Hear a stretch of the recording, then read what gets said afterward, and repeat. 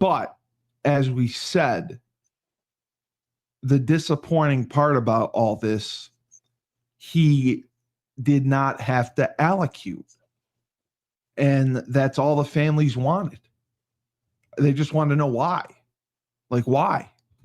And I can't believe they get, and the families were pissed.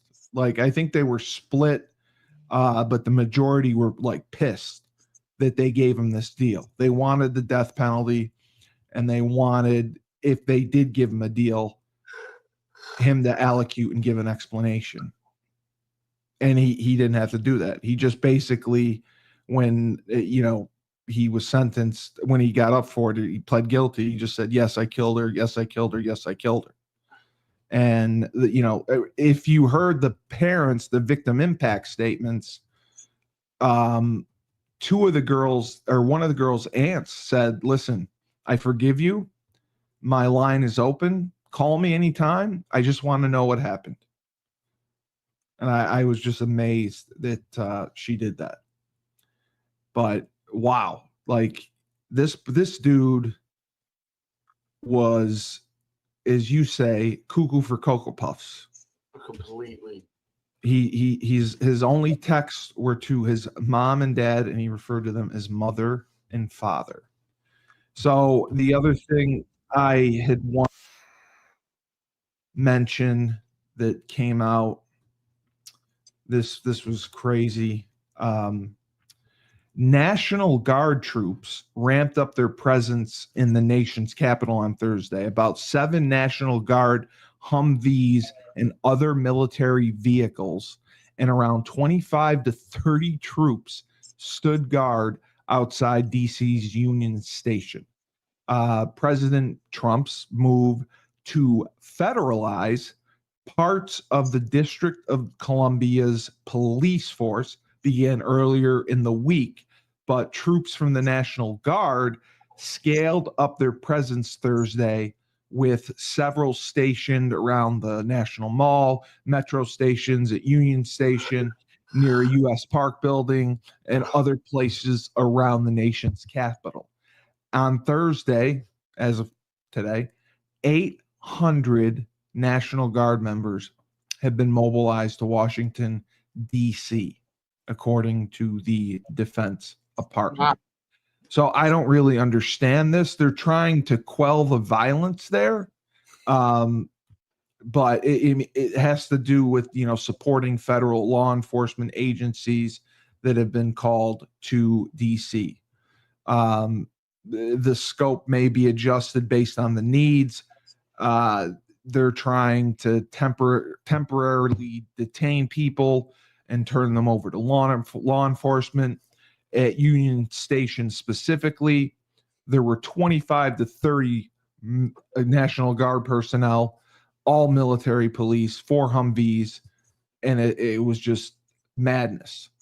And the other federal law enforcement agencies that the National Guard troops are supporting include the FBI, the Bureau of Alcohol, Tobacco, and Firearms, the ATF, Customs and Border Patrol, and the Department of Homeland Security and Secret Service. Operations aimed at reducing crime in the nation's capital were initially focused on night patrols, but on Thursday, they began patrolling 24/7. The increased law enforcement presence has led to protesters taking to the streets, especially at Union Station. There were 100 protesters in Northwest Washington, D.C. So I don't know. Do you know what this is all about? No. I don't. Why they deployed the National Guard in... Oh, okay. 30 troops guarded because Union Station amid police takeover. So I guess it has to do with the federal government, the federal police having more control. Yeah. And then the other thing was that I found the Border Patrol agents, the Border Patrol agents make arrests outside Gavin Newsom's anti-Trump rally. Crazy.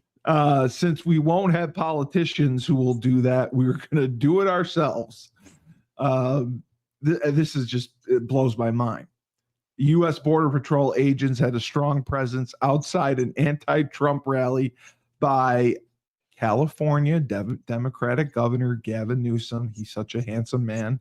In Los Angeles Thursday, the agents made at least one arrest. Newsom got presidential aspirations and has been one of the most outspoken critics of President Trump, and held the event, which he labeled Liberation Day, to announce plans to respond to the GOP's redistricting push in Texas. In a social media post shortly before the rally, Newsom predicted that Donald Trump and Governor Abbott are going to have a very, very bad day today. So this is just blasphemy.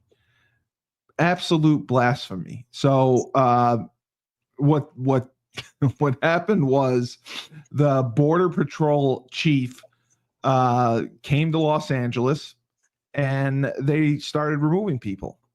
And he said, since we won't have politicians who will do it, we're going to do it ourselves. So that's why we're here today. We're making it a safer place. And the Border Patrol chief added, we're glad to be here, not going anywhere. So, Dave, this is why you made the statement, and I think it just shows your wiseness, how if duels were still legal today, crime would be way down. And the more I read about politics and all the shenanigans